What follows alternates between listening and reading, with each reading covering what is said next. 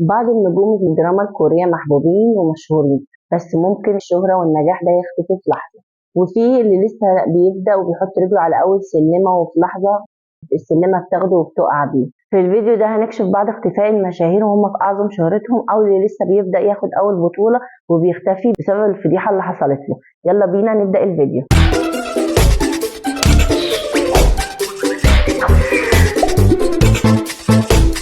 اول واحده معانا هي الممثله كو هيون سون.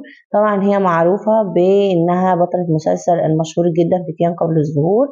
كل الناس اتوقعوا لها ان هي بعد المسلسل هتبقى ناجحه جدا بسبب نجاح المسلسل في بلاد كتيره جدا، الا انها اتجهت لمجال تاني خالص وهو اخراج الافلام. اخرجت افلام وكانت بتكتب روايات واشتغلت في الموسيقى وركزت على كل ده، وبالتالي ظهورها قل خالص في المسلسلات.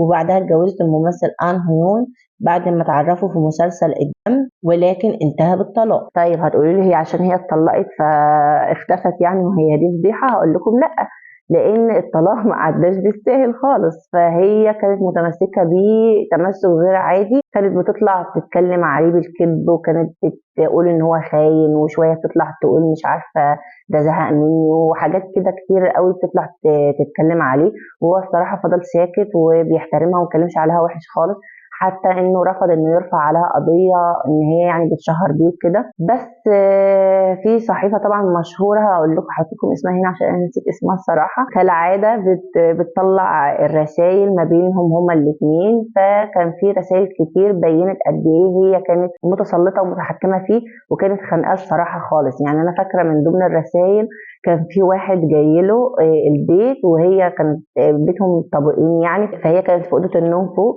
وبعتت له رساله بتقول له اكتب البيت باسمي. فقال لها ليه؟ فقالت له عشان انت بتجيب ناس من غير ما تستأذني. مش عارفه يعني، هو جايب واحد كانوا بيتكلموا على مسلسل هو هيعمله يعني وكده، فهي عماله بتقول له اكتب البيت باسمي انت عشان هو انت كاتبه باسمك فبتجيب اللي انت عاوزه، اي كلام في اي حاجه. ف وفي كمان كانت تقول له عايزاك تصور لي يومك بالكامل، انت كنت فين الصبح وبالليل وفي كل التوقيتات. تفضل تساله انت فين انت فين، وابعت لي صور ابعت لي صور. ويا سلام بقى لو طلع مع اصحابه بيبقى ليله سودا، تفضل برضه تفضل تبعت له انت ازاي تطلع مع اصحابك، وتفضل بقى خانقاه في كل حته وفي كل مكان وفي كل زمان. يعني في مرة كان عيد ميلاده واحتفلوا بيه ونزلوا الاحتفال على الانستجرام وكده، وهي شافته بهدلته، انت ازاي تحتفل وازاي تعمل. فبجد يعني دي من ضمن الحاجات الصغيرة اللي حصلت. انما لو انتوا يعني دورتوا كده هتلاقوا في حاجات كتير في الرسائل خنيقة، لدرجة ان هو يعني كان طيب معاها في كل ردوده، في كل ردوده، حتى لما كانت بتخنقه كان طيب ومحترم معاها خالص في المسجات يعني. فهو اتخنق طبيعي يعني، اتخنق خالص، فطلب ان هم يطلقوا كده. فهي بقى كل يوم بحال تقول له اه هنطلقوا اه مش هنطلقوا، فهي عشان تعجزه وتخليه هو يبقى معاها بالعافيه قالت له انا عايزه البيت، وانا عايزه مبلغ مالي كبير جدا، وانا عايزه مش عارفه ايه. من كتر ما هو كان واضح قد ايه مش طايقها واتخنق منها، بقى يقول لها حاضر هبعت لك، انا هبيع البيت واديك البيت، انا هديك فلوس. وبعت لها فلوس كتير لدرجه ان هو باع كل حاجه وبقى عليه ديون بسببها. وبرده بعد ما اخدت الفلوس وخدت كل حاجه قالت مش هتطلق.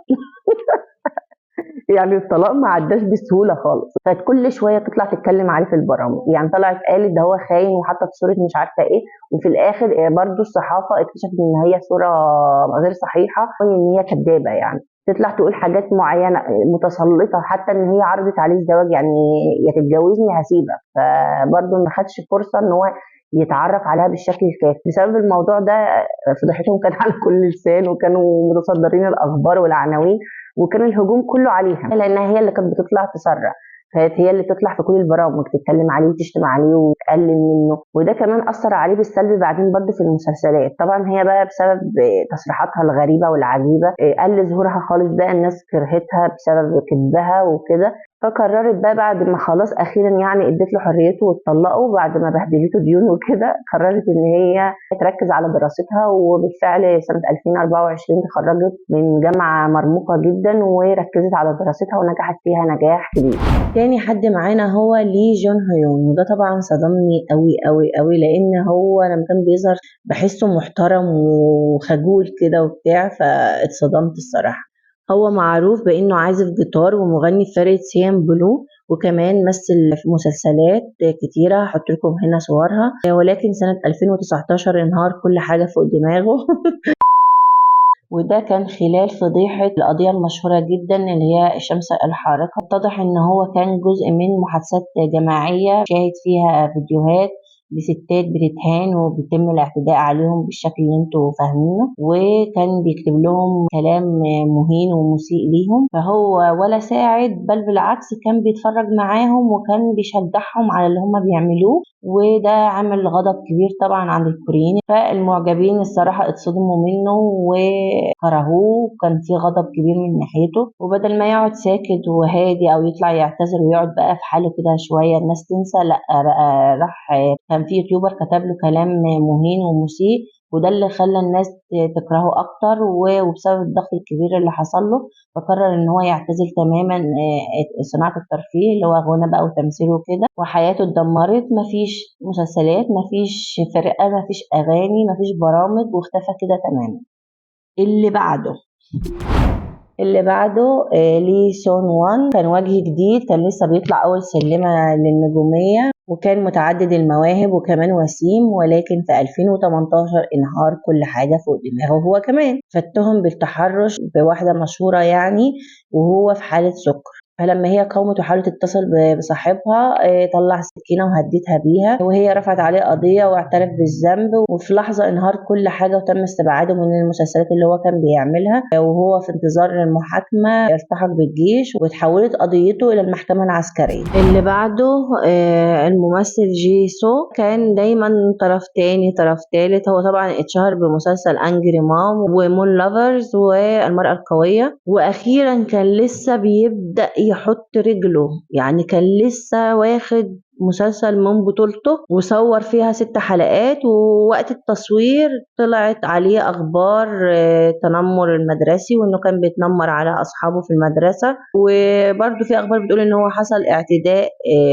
جنسي، فتم طرده من المسلسل وبعد ما صور 6 حلقات واستبدلوه بممثل تاني. وطلعت اخبار ان هو اتصالح مع اصحابه اللي هو اتنمر عليهم، والطرفين دلوقتي بقوا خلاص تمام. بس برضو الشعب الكوري ما تقبلوش ومسيرته اتدمرت قبل ما تبدأ. وفي سنة 2022 التحق بالجيش، وفي سنة 2024 رجعت اخبار بتقول ان هو مضى عقد في الفلبين بانه يرجع للمسيرة الفنية تاني من جديد.